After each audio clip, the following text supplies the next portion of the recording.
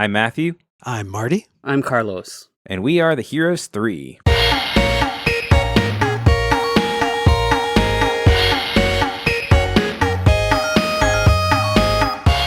Welcome to Heroes 3, the bi-weekly podcast where three friends explore the best, worst, and everything in between in the world of Asian cinema. And this week we are continuing our look at kind of Hollywood genres, Hollywood blockbuster ideas filtered through Asian cinema. And this week we are looking at a more recent than we've been with the other ones, which is still 20 years ago, with 2003 or maybe 2004's Zebraman, directed by Takashi Miike, who we haven't had on the podcast in a hot second. Yeah, which is wild because he's done a gajillion movies. Yeah, yes. It's like so many. It's almost like every 2 months of his life or something. It's a lot. Yeah, we covered Ichi the Killer, and I kind of remember. I didn't revisit that, but I kind of remember maybe Marty not being as into it, which is okay. But I did think, I wonder. I am very curious what your takes are, but we'll get into that in a minute. Yeah. We're talking about superheroes. And I was thinking about a lot of different things to bring to this because there's a lot of choices, honestly, varying quality, but it really kept coming back to Japan. I don't think another country has a love for superheroes, as much as we do in the States, of course. I do honestly feel like Japan is probably unrivaled when it comes to heroes on film. And certainly in quantity. Yeah, absolutely. Yeah. And I think, what I mean, the love of it all, I think seeing a dude in a rubber suit is accepted in a way like no other country. But I do feel like this is an interesting case because it is almost like a meta take on what we think of. And there are some moments where you could see maybe it's inspired by American heroes, but I think overall we're talking about tokusatsu here.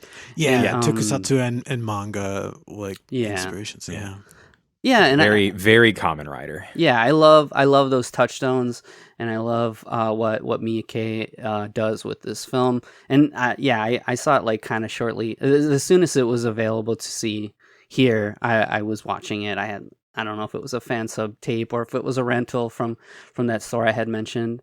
But long history with this movie. Before we talk about it though, there was a couple other choices that I was thinking, and actually, Marty, I was wondering, have you ever seen the Indian film Muga Moody? I haven't, but I've heard a little bit about it. Yeah. Yeah, so I for a while I was thinking about that, and it's like kind of an Indian superhero film, and actually like the lead he goes by Bruce Lee. Like his inspiration, the character's inspiration is Bruce Lee. It does like fall into kind of like the Bollywood like tropes. There's a disapproving father-in-law and love interest, and there's some songs in it. So I thought about that. There's also a pretty new, it's months old now, Korean film called High Five, which is like a kind of a superhero take from Korean cinema, and it was fun. I liked it, I had to do Zebraman. There's a couple other Japanese films that I was thinking about too, but we can probably touch on those sometime down the line of the podcast. But I don't know. Had you guys seen Zebraman? I think Matthew, you said you maybe yes. Did. So I forgot what the context was, but a handful of years ago we did talk about doing Zebraman, but I think we wanted to have a guest or something like that. For some reason it fell through, but I did watch the movie and prep for that episode that didn't happen. So it was, and I remember enjoying it, and it's weird. It's got that Miike weirdness.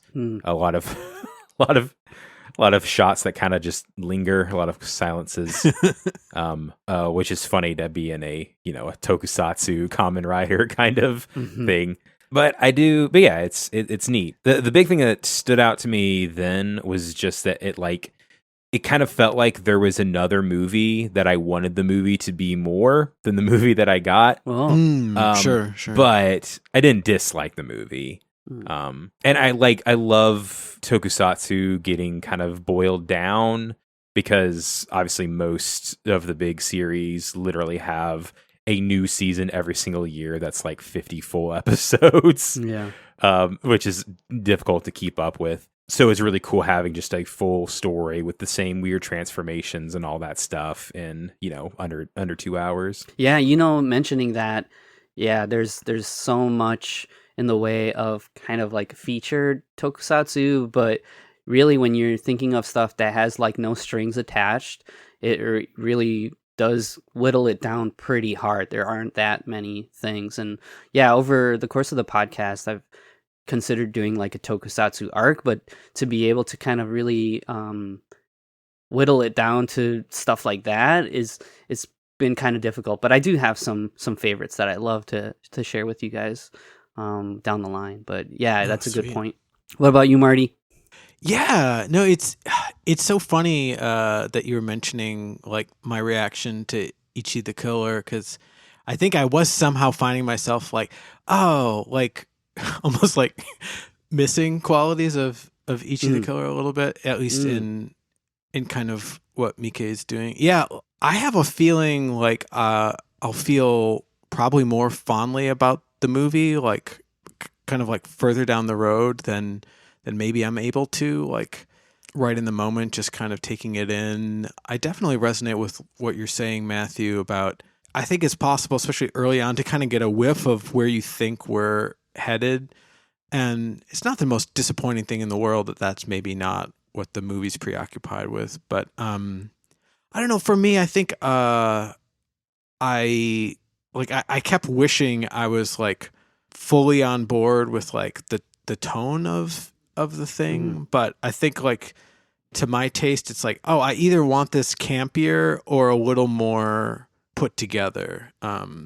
Yeah, I think I was sort of struggling to know if I was always like in on the right joke, but I definitely really like the broad strokes of it. And it's funny because like the movie within a movie, or like the tokusatsu show within the movie, all of that, and then a couple of like cutaway more like dream sequences, it's like, I don't know, those were maybe almost like highlights for me, where it felt like the production was just like, so I don't know, it was really kind of on fire in a way that I think a lot of the movie, and maybe this is just some of the Miike thing that is just not always, I'm just not always a great fit for, where it's just like, I don't know why it's always like so sloppy, I guess. But yeah, I don't know. It's like, I know we've got to kind of get, again, when you look at his incredible filmography, it's like so prolific. But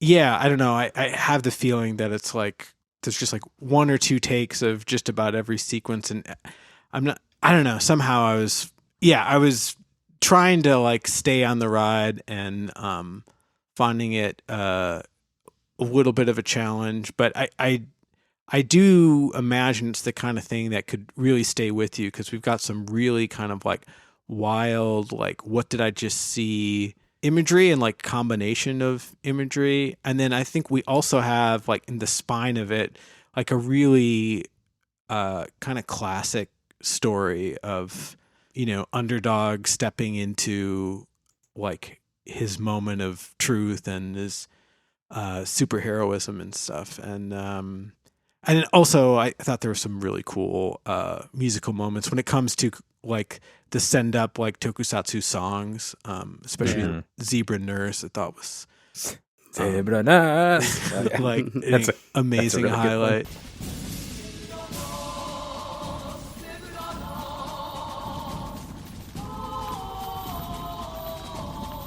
But yeah, I think a lot of it centers around like, and I imagine this could maybe split the audience. It's like, are you really on board with the main character, or ain't you? And I was trying to be on board with him probably more than I maybe always was. But yeah, no, I sorry, I like that.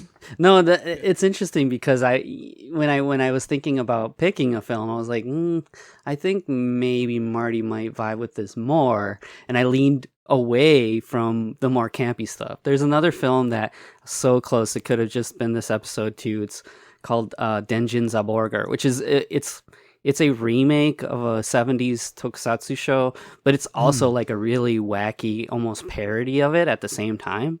And it gets really, really goofy, but I've got some really fond memories of watching that. And actually, I went to see it at the Milwaukee Film Festival. It was like a midnight showing with a full audience, and Mike went with me. Awesome. It was hilarious. It was such a good time. But yeah, well, definitely. Dude, another thing I think too is it's sort of like, especially thinking of some of what we've touched on in this arc, where I do think a lot of the charm that we're able to pull out of these movies is tied to like the time and place. And I do think as you get into and this is maybe just an early taste of this, but as you get into the 2000s and especially now, it's really hard to make like a fun B movie where like, you know, the kind of movie that back in the day, like the edges of your VHS box were just all worn down and that kind of thing. Yeah. I do. It's sort of like, yeah, I don't know.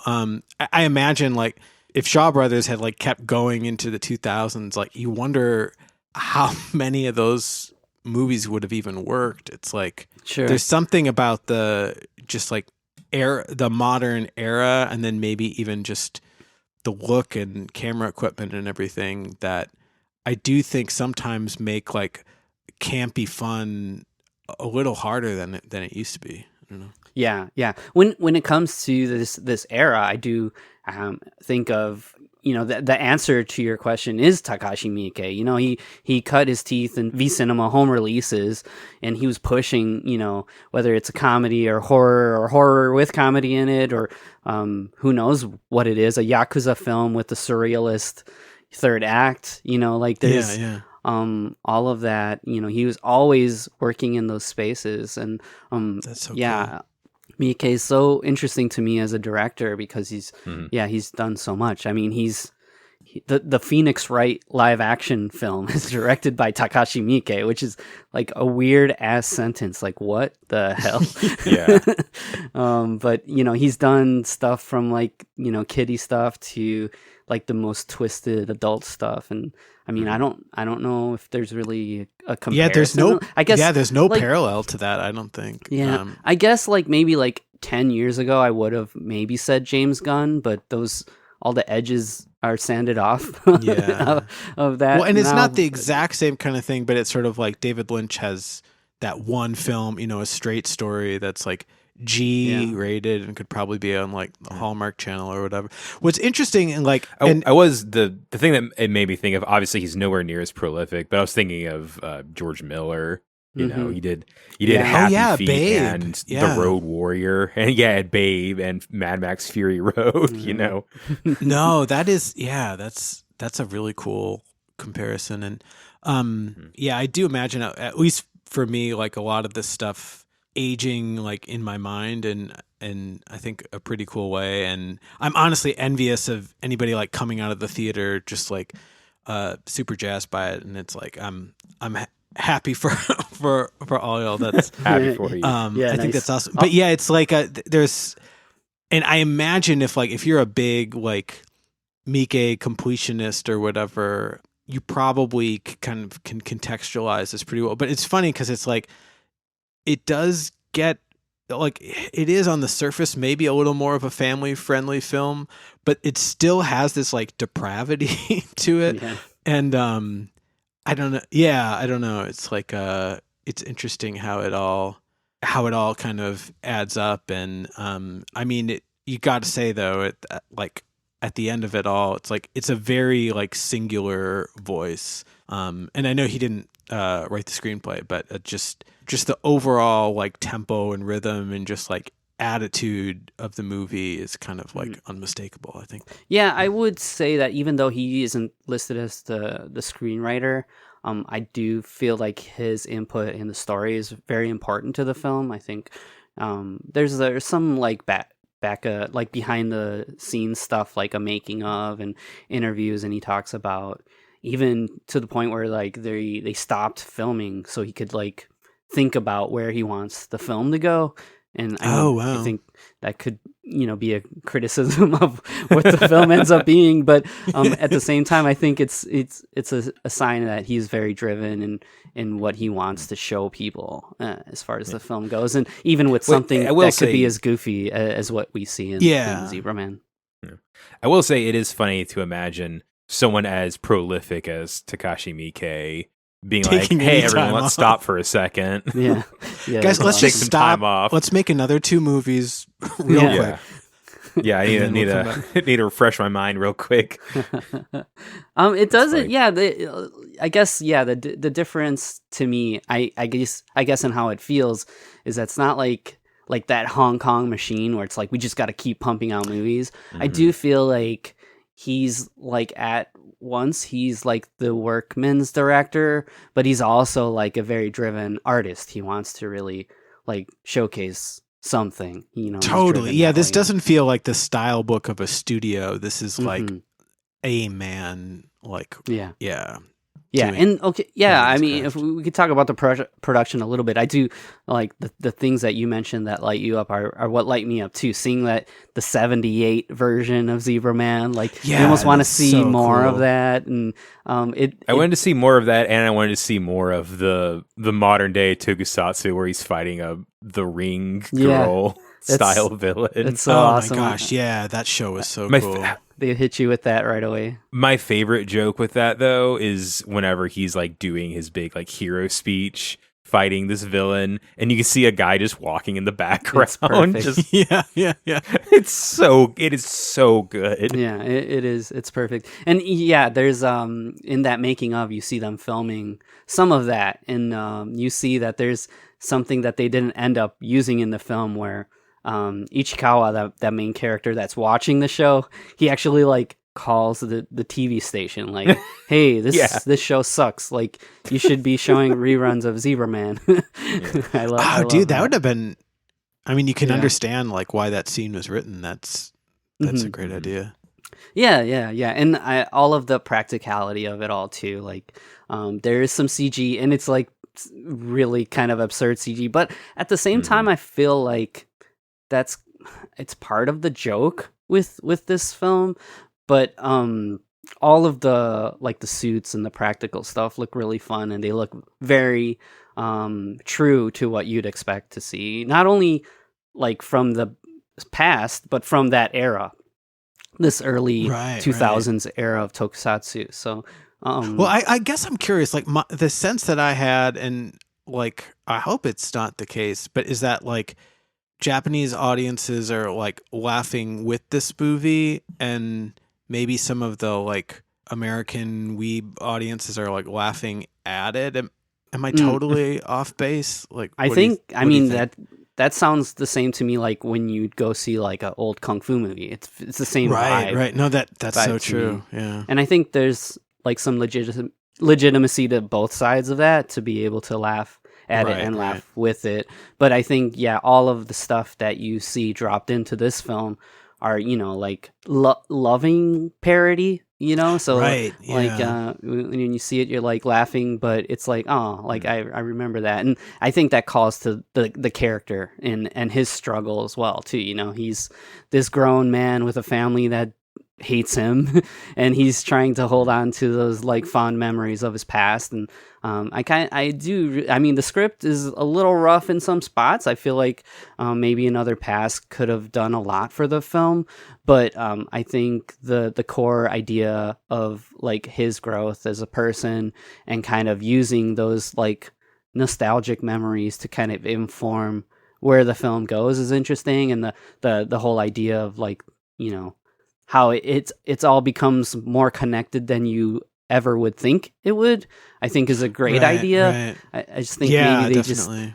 they didn't execute it perfectly, so you kind of miss the target just a little bit. But it's really cool to when you find that when it's kind of revealed.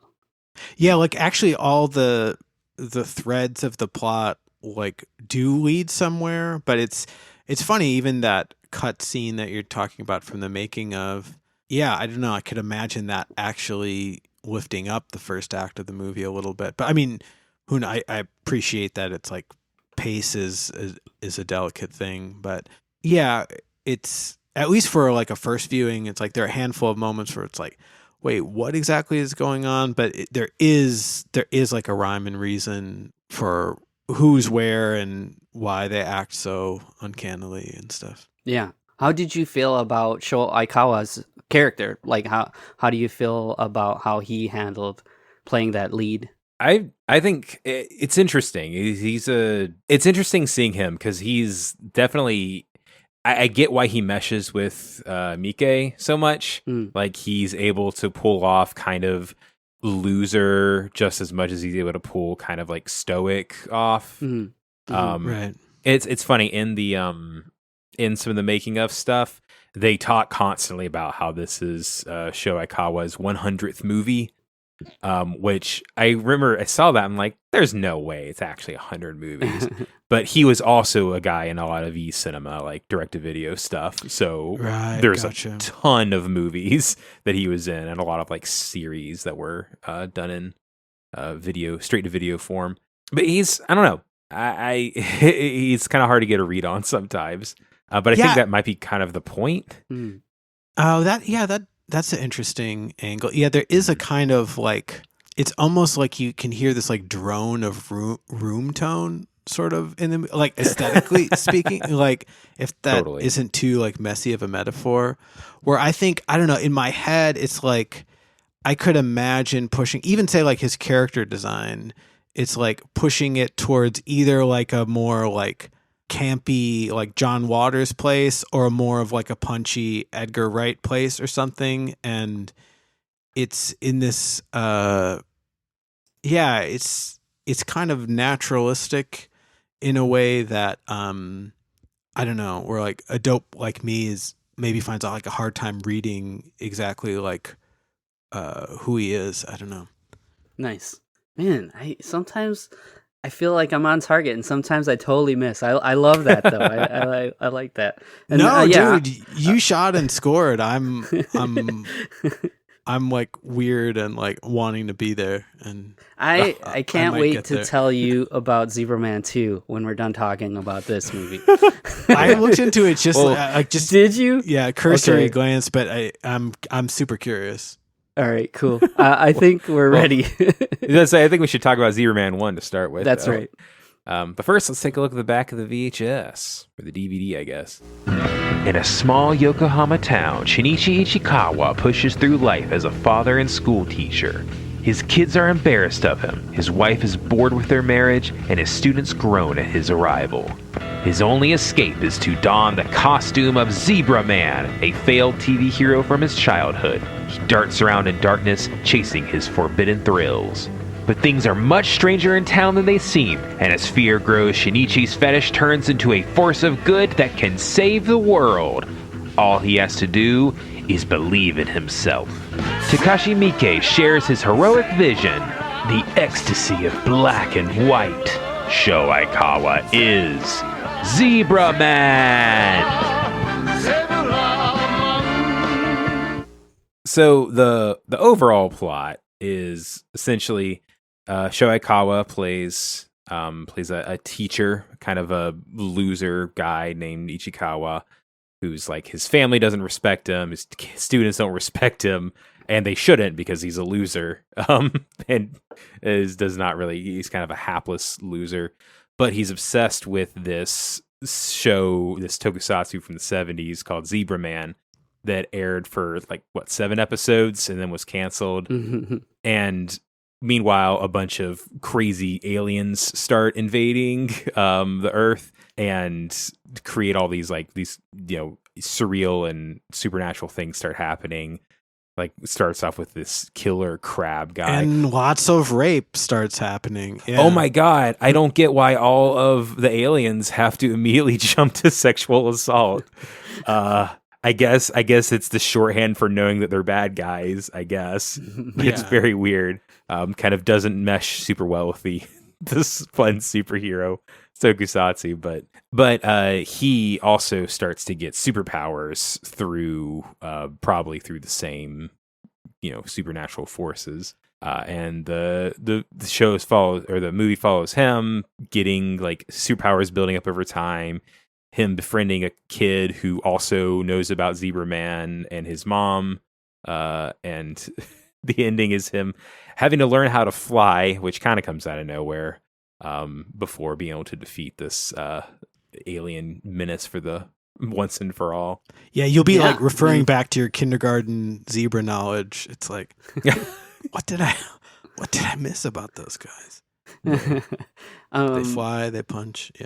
Yeah, I mean, that's definitely like the broadest way to describe the film, of course. But I do think that there's some fun here. When we do start to see like the strangeness of this town, and you see like his hang-ups.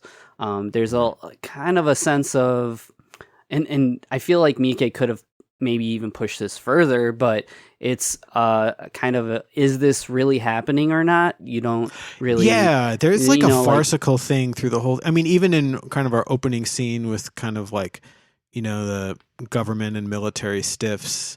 You got like their little like X-Files kind of the side guys, Oikawa and I could totally imagine it's like, I don't know, part of me even wishes it's like, I could just sit in with like a giant Japanese audience in a theater that doesn't need maybe questionably translated subtitles, and you're just like riding off of their high of like what is probably subtly very funny about like these beats,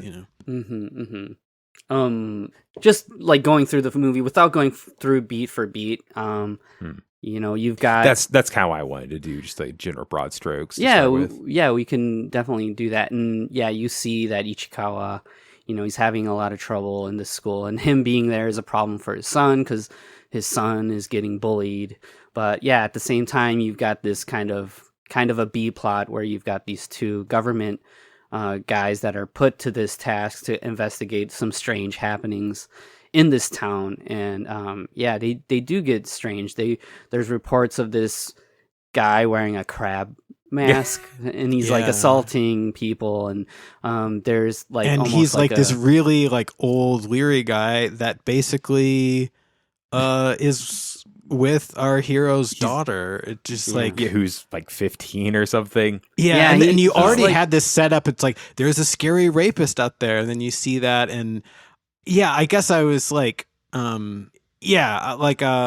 maybe bouncing back and forth between like, oh gosh, like is like something crazy about to happen, to the other side of like, does Miike know like what fire he's playing with or not? Like I guess I can't tell. Well, I heard a person on the podcast that was a huge inspiration for Heroes 3. We Hate Movies. Oh. One of the guys in there once said, "Rape's a really strong spice, and if you're not careful, it's going to completely overpower your movie." Right.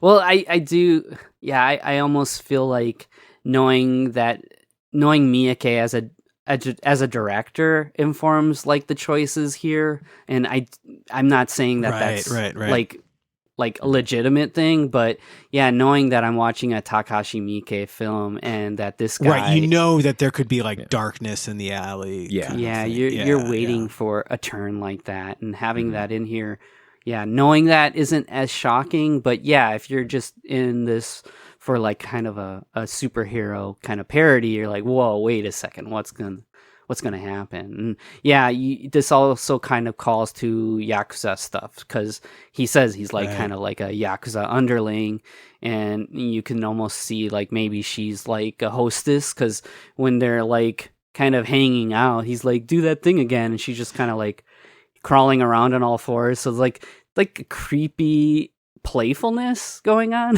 which is also kind of not great. But anyways, it calls to the greater idea that one, this guy's a bad guy, and two, that Ichikawa's family is kind of in trouble in certain ways. The son being bullied, and now she's in this situation, and she mentions a little while around this that the mom is bored in the marriage, and she's like fooling around, and he handles that in a very Miike way too, where he kind of smash cuts to scenes of of them out and about. And Right. what happens is that there's this, like Matthew mentioned, a young boy who's in a wheelchair that shows up as a transfer student, and he's in the third grade. He's in the same grade that he's teaching right now, and they slowly but surely become friends. And he realizes, oh, this kid, knows about Zebraman. That's really cute how they do that too, because as a teacher, he's very spacey, and he's drawing Zebraman sketch in his notebook, right. And then he catches the kid also doing the same thing, and he's like, "Oh, wait a second."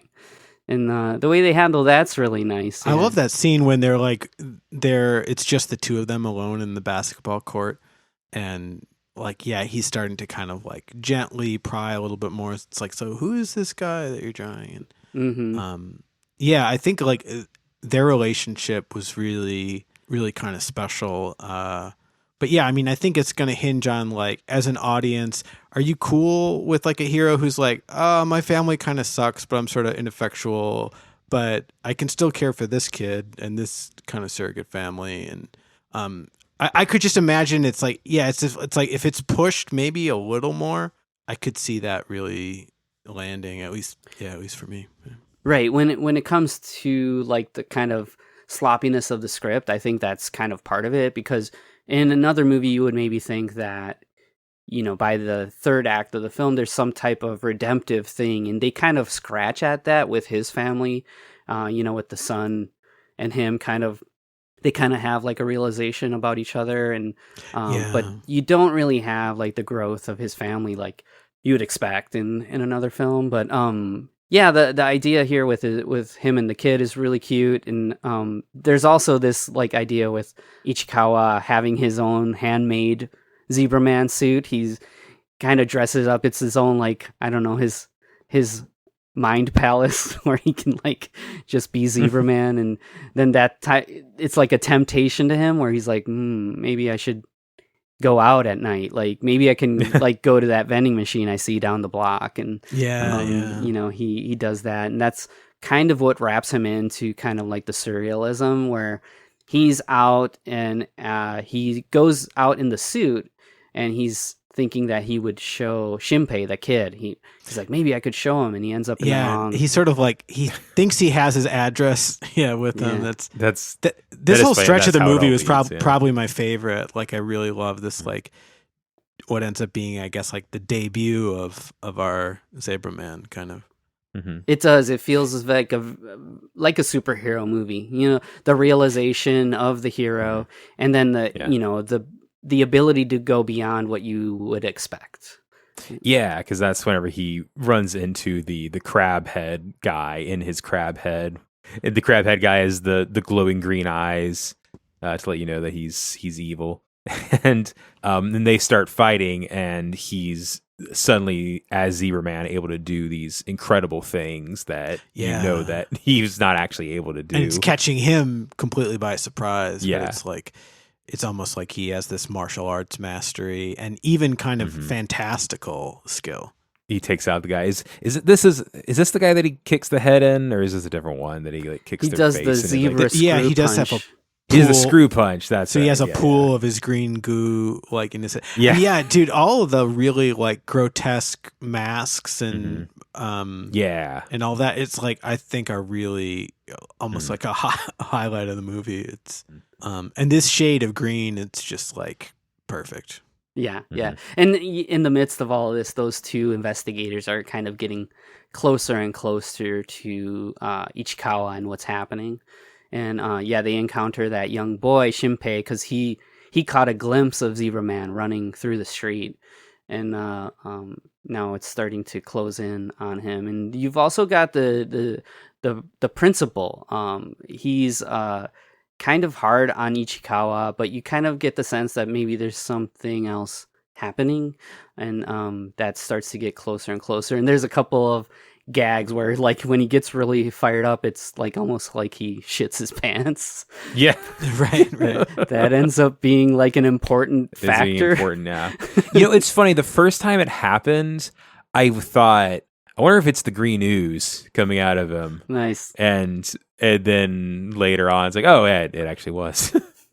It felt too specific Mhm. to Right. just be a poop joke. Yeah, and you get like kind of like Tokusatsu show where you have like almost like a monster of the week. You have a couple of sequences here where you see Zebraman prowling through the night, encountering strange characters, and he takes them out with his own attacks. And yeah, the next guy you see is twisted up like a pretzel, and he's got like a hoof mark on his face. Yeah. That's cool when they reveal they pull away this blanket to kind of reveal that corpse, and it's I was wondering like how they constructed that thing. It's just like, again, super grotesque, but in a kind of like schlocky monster movie way that I think is super fun. Yeah. Yeah, we passed over a part. I mentioned that curfew. There's like a fun bit for me where there's like this kind of, he seems a well-to-do kind of like well-meaning teacher, but he's a little bit aggressive, and he's buddied up with Ichikawa, and they have to go out and kind of like shoo away half-eaten food of these other students. He like shoos away the students because they're out past curfew, and then he's like, "Hey, yeah, the food's still warm. Let's eat up." And they're sitting and they're kind of having a heart-to-heart, and there's this like wonderful moment where he's telling this story to Ichikawa about how there was this, years ago there was this teacher, and he was dressing up like a girl, and we had to get rid of him, and Ichikawa's like pressing him. He's like, "Well, okay, but what was he doing?" And he's like, "Well, he was dressing as a girl." And he's like, "Oh, but was he doing like what something laws was he breaking? illegal?" Yeah, I love that. Yeah, they're like, was he doing anything wrong when he was cross dressing? It's really good, and it like pushes Ishikawa's in. a hero we need right now. Yeah, it pushes in on him during that moment, and I was like, "Wow, this is like, it's almost like a fourth wall break, but not." It's like really, really fun how they handle that. But yeah, that we also saw the scenes like of the 78 show earlier, and those are just so lovingly handled. When they first show him pop out on the motorcycle, it's almost like the same sound as Kamen Rider when he rides up on a cyclone. And the guy they have playing the 78 version of Zebraman, he's known for some tokusatsu shows in the 80s. He's like a metal hero. Like he was in Shariban and Spielban, which were two like metal hero shows, which is kind of like a subgenre of tokusatsu. One of my favorites, actually, like Gavan and stuff. That's all really great. And Japan Action Club, like front and center for all of that. Actually, since I have you guys, Spielban is an interesting name, right? It's actually Spielban. In reference like to Spielberg. Yeah, the name. That's awesome. It's pretty fun. But yeah. Going back to the film, you see the relationship between Shinpei and Ichikawa grow, and he ends up at the house, and he stays for dinner accidentally because he's like, there's like a Zebraman fan page that they're looking at, which is really really fun. But the mom shows up, and they have like a heart-to-heart, and she tells him that Shinpei's father, he worked in a hospital, and he killed himself because one of his subordinates like accidentally caused a death in the hospital. And that was the time that Shinpei, he witnessed his father's death, and that's what has caused him to not walk. Some type of psychological trauma is preventing him from walking again. This is like, I think my favorite surrealist moment, because they're just sitting at a table talking to each other, and you see her like react in horror, and when he turns around, he sees that crab man, and it seems like it's really happening, but he like gets up to leave, and you can also see that he imagined that, and that takes him into especially too, because it's like the crabman's like the look on his face is like so inscrutable, but like the entire image of it is just like really freaky, actually. And it's that'd be a great GIF, Matthew. Oh, to get, it's like, perfect. just before and into that shot. Yeah. Absolutely. It's a good one. Yep. And actually, another incredible GIFable moment is right after that. It goes into this kind of dream sequence of Zebraman fighting and getting his arm clipped off by this crab man and summoning Zebra Nurse. And then Zebra Nurse walks in, and it's played by the mom, and she has this awesome outfit on, a bunch of explosions going on behind her. It's such a good shot. Oh yeah, and she looks amazing in that outfit. It's She so does. cool. It got like a penis themed helmet. Kinda, yeah. which is hilarious. Yeah, I'm a little sad because she only does this like as this like superhero nurse in this one scene. Yeah, I don't think you'd be blamed but- for kind of expecting that this is like a foretaste of something, but Yeah. But even as a standalone little sequence, super memorable. Yep. Although I will say her dress is very cool, but it's definitely not very 70s. It feels a lot more 2004 than the rest of the stuff being very 70s. But I'll forgive it. I think it's a good segue into the next sequence because it's him, taking out these villains like in the street in the daytime now. He's like, I'm a hero. I'm this is what I do. And I got to shout out Ichiro Mizuki because he sings the theme song for Zebraman in this. Zebra, zebra, 白黒つけろ Zebra, zebra, Zebraman. Oh, Which is awesome. Just like amazing. He's like one of they call him Aniki. He's like the anime song legend. And he did Mazinger Z, he did so much, like just thousands of awesome old hero songs. And he's singing while Zebraman's doing all these great moves. I love him doing like the zebra bomber, which is like just holding a guy above his head and just flipping in midair and dropping him to the ground. There's this really great bit where he's in a grocery store and there's these two thugs. Yeah.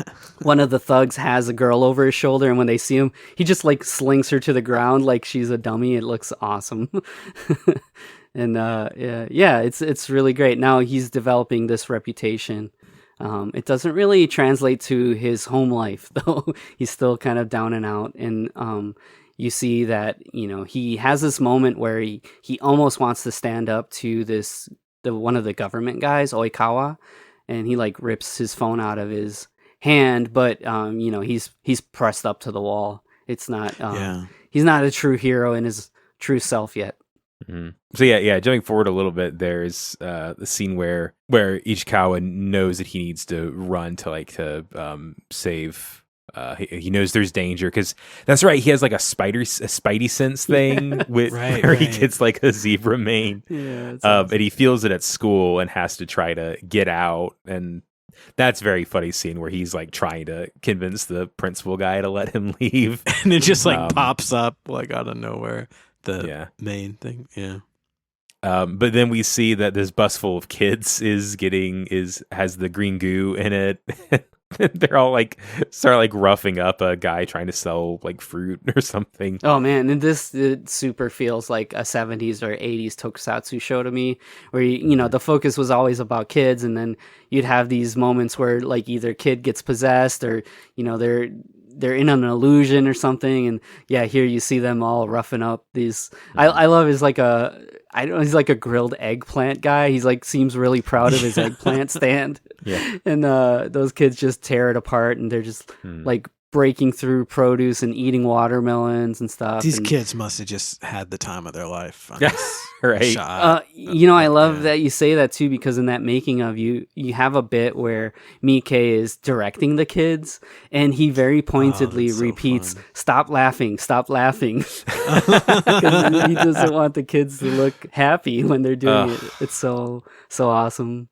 But at the same time, you have a couple of weird situations that are kind of building to a head. And I feel like, like this movie, it's about an hour in now, and you could see the kind of footprints of the final act, but it doesn't take you there. You still have like half the movie to go, but it's really building to a nice head here. And you have a moment where the Akana, the Shinpei's mom, is delivering a baby, and this woman delivers like a bright green, like Sour Patch Kid of a baby. Dude, and it's such a unique look because like the first couple seconds, it almost looks like an actual little newborn that's just like completely painted with green slime, but it's obviously some kind of puppet, and so it looks so cool and not really like biting off of any existing design. I don't know. It was super fresh, I thought. Yeah.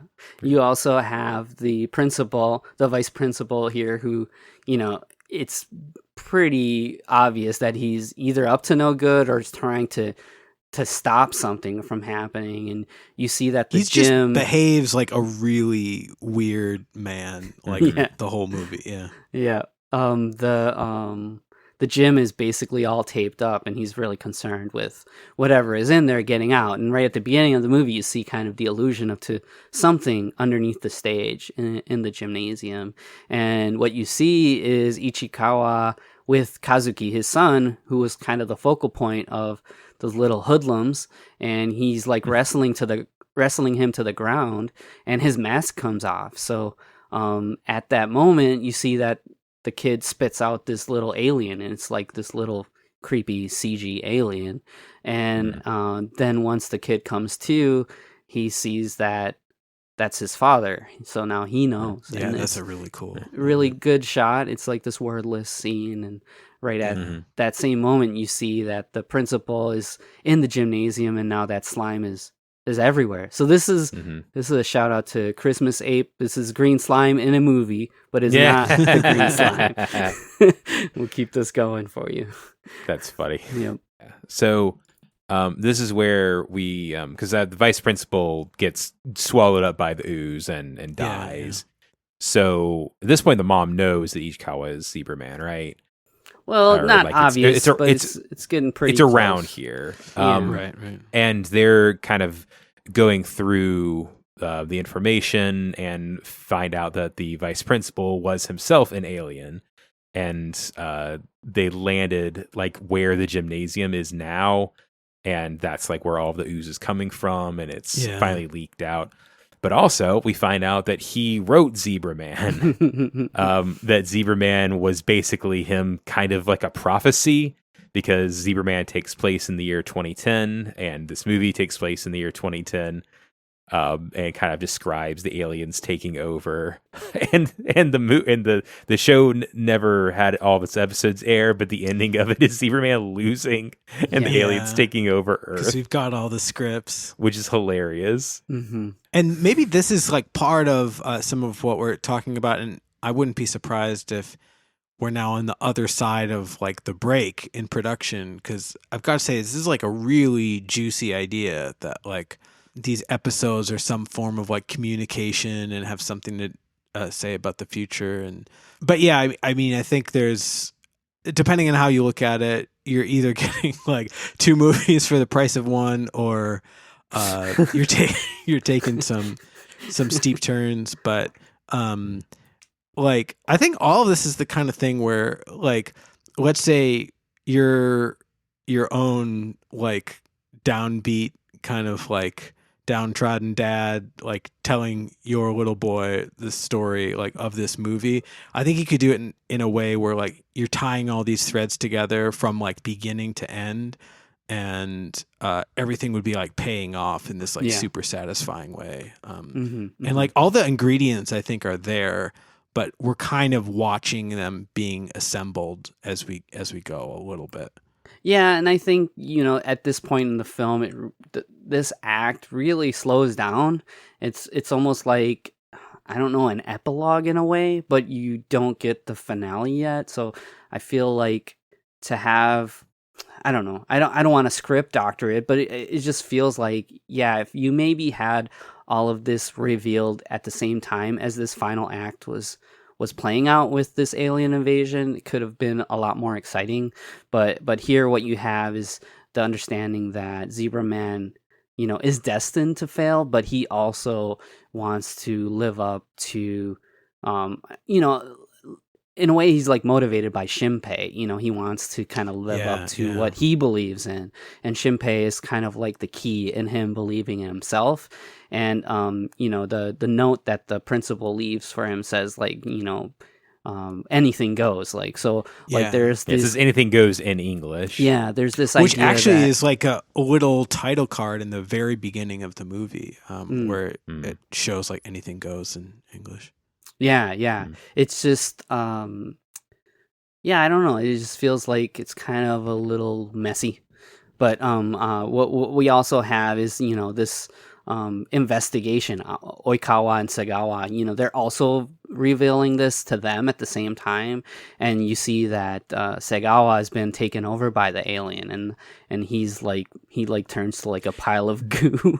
That's a really cool It looks awesome. practical Yeah, effects sequence too, where like his really. face is melting apart. Yeah, it's really good. It's really good. But yeah, when it comes to Ichikawa's side, he basically goes out into the forest and he's training himself now. And the crux of it all is that he wants to be able to fly. And there's some really funny moments here too, where it's like, he's like all beat up and he's like jumping off of a bridge, and you have a moment where it almost happens. And the thing I think is so great is that Kana, she comes to visit him, and he's like really down and out, and you can tell he's like working really hard to try to do this, and he's like, do you think I can fly? And she's like, no. This is really cute. I love that. I do love at one point Ichikawa is like, after he learns about everything and he's kind of getting fed up, and he says, no wonder when nobody watched this show, it's bad. Yeah, the other thing I think is so funny is there's a whole bit where they first start talking about it, Shinpei and Ichikawa, and they're like, why did they make a black and white hero on color television? Like, that was such a dumb idea. And then That's he's such also a great line, though. yeah, I love he's that. like, the villains were more colorful than the hero, which I love that kind of criticism of it. It's really fun.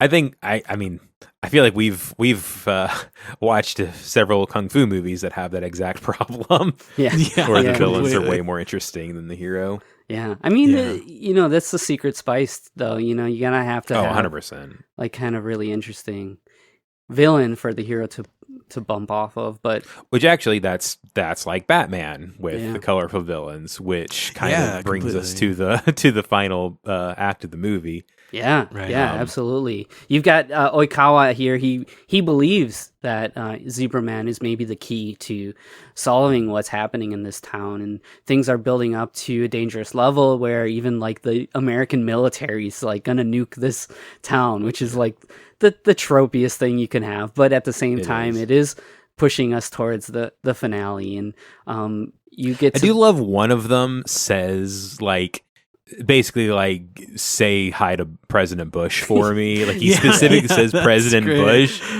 which I love because it's 2010. yeah. and Wait a second. you know that he wouldn't have still been president unless he had some really low standards, That's which to fair, but That's fun. Yep.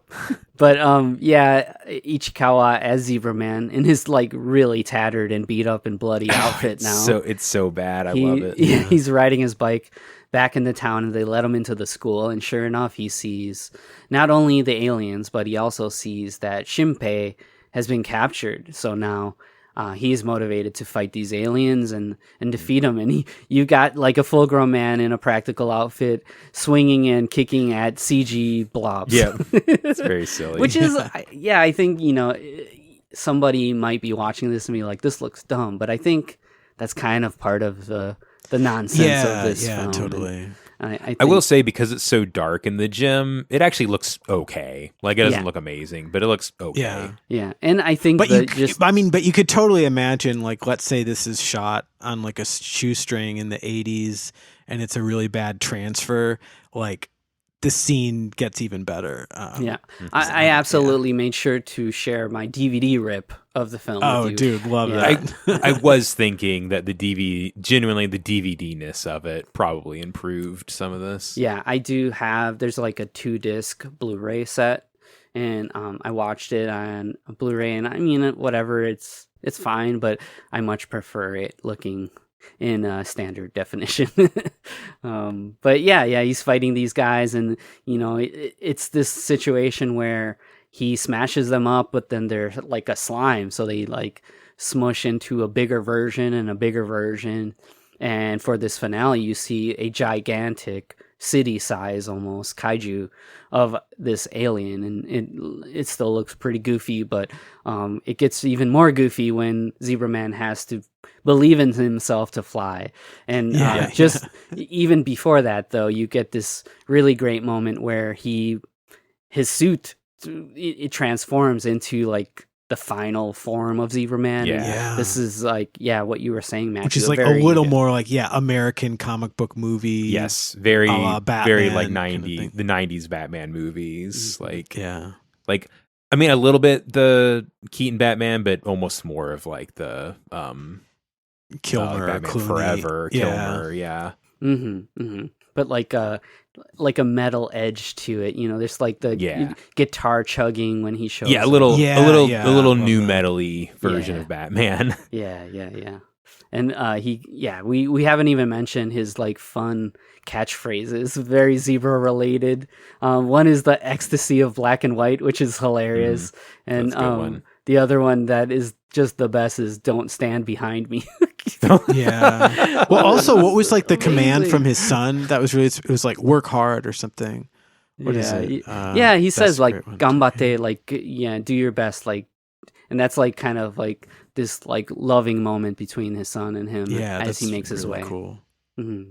And but he grabs Asano and makes his way to the rooftop of this building, and there's a really touching moment where Shinpei's like, you know, you have to do it, you can do it, and he, you know, being not able to walk, he reaches and grabs himself up, and he's like, see, I can do it now, it's your turn. Mm-hmm. That's really That's a really good one. cute. One brief thing that I really loved is that Kana, the mom, is wearing a black and white striped shirt, which I thought was a really that's a nice I touch. think that's Nice. a nice touch. That's fun.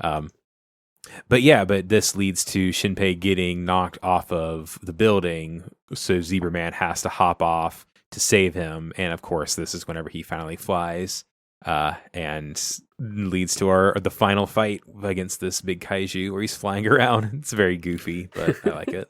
He turns And there's some into nice a drama leading up to Pegasus. that because again, it's like we had this context that it's like, oh, Zebraman's gonna die, like there's no hope, and just like it's kind of the perfect like tightening of the screws until we finally get to see him, you know, take to the skies and stuff. Yeah, any great tokusatsu hero is gonna have like either a great dive kick or a beam, and Zebraman has the zebra beam, but he literally turns into like a flying zebra to do this. Mm-hmm. And he like That's very fun. paints It's like a summon in Final Fantasy or oh something. yeah, Right, dude, right, totally. Yep. He does like his Zoro Z into the alien, and the alien explodes. Hooray! Hooray! So kind of the epilogue of that is that he's like in cuffs and is going to jail. Yeah. I love that they're kind of vague about why he's specifically in jail. But whenever But we get this kind get of him out Rambo like, energy of like no good deed unpunished kind of thing. Yeah.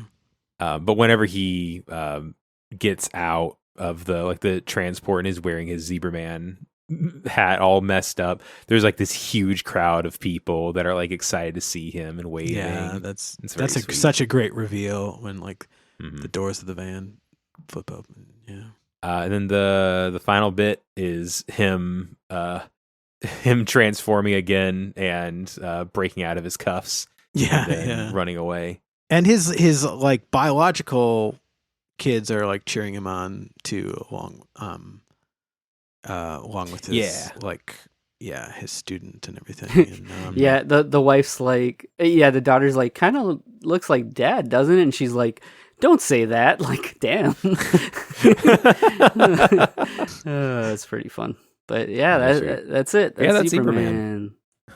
Yep. Yeah, I did like it overall. I definitely feel like it drags in a few spots, but like the opening and the ending are very strong, which is that goes a huge way to me liking a movie. Yeah, totally.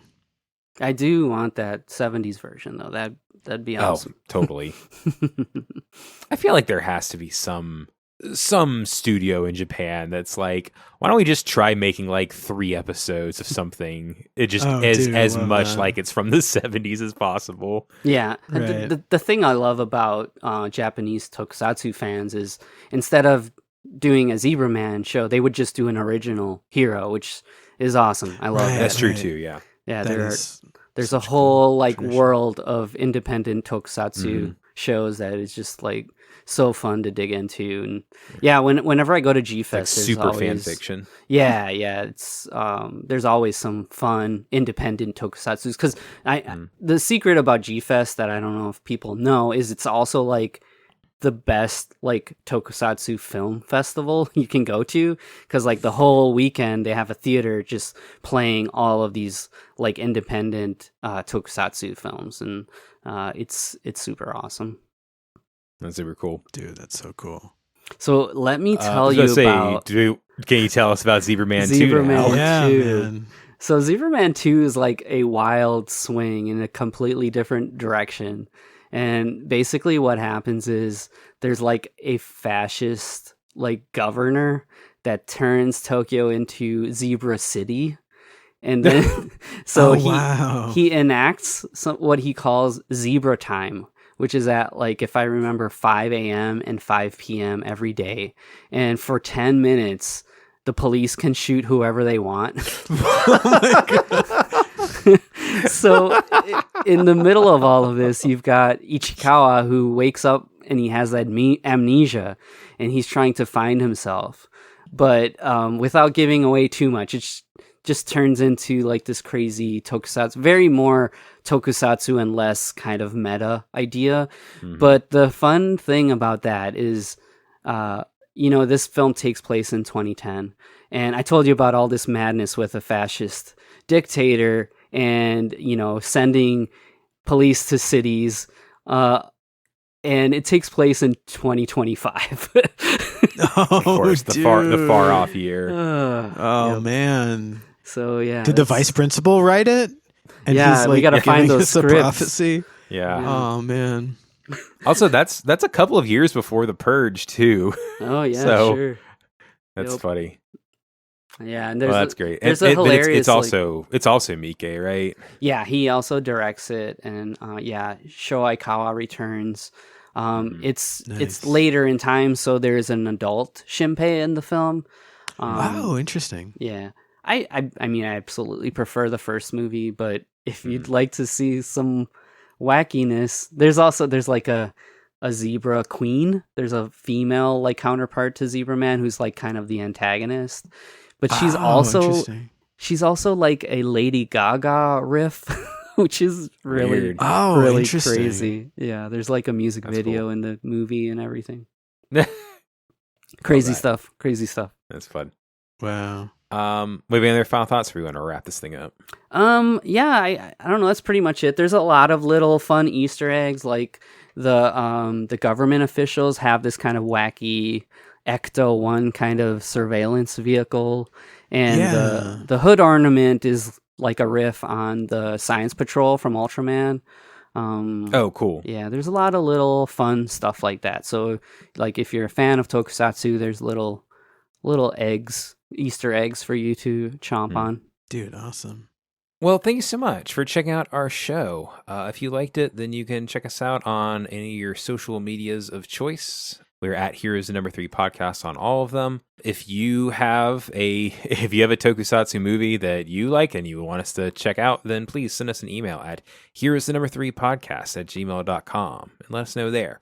Or you can leave a comment on the Spotify, like Christmas Safe, like we mentioned before. Thank you so much for always leaving really nice comments on those. Yeah, dude, means so much. Absolutely. Thank you. And I believe you said next week is going to be wrapping up our summer arc, correct? That is correct. And what I am going to do is I'm flipping it.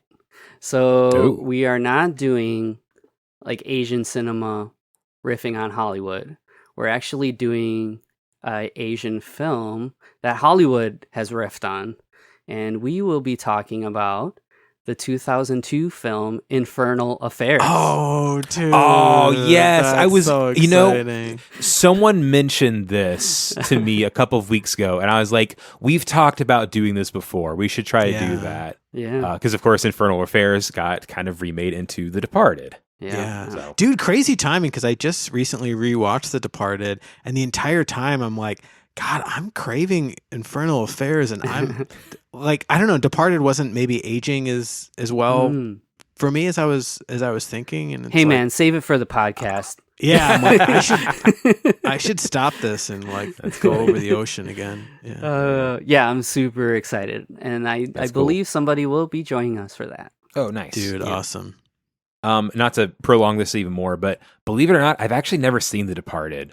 That's one that somehow slipped by. Should I watch Infernal Affairs first, or should I watch The Departed? Yes, I'll watch absolutely. both. Yeah. So, okay. Yeah. Definitely watch Cool, Infernal Affairs first. I'd say both are worth watching, but yeah, if you're coming in clean, I'm definitely going to watch both. Yeah, no, totally. Start with Infernal Affairs. Well, until next week, where we're taking a look at Infernal Affairs, I'm Matthew. I'm Marty.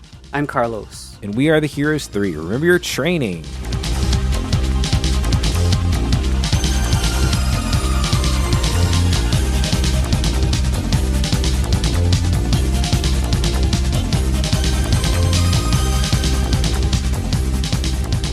Heroes 3 is part of the Mercado Brothers Podcast Network.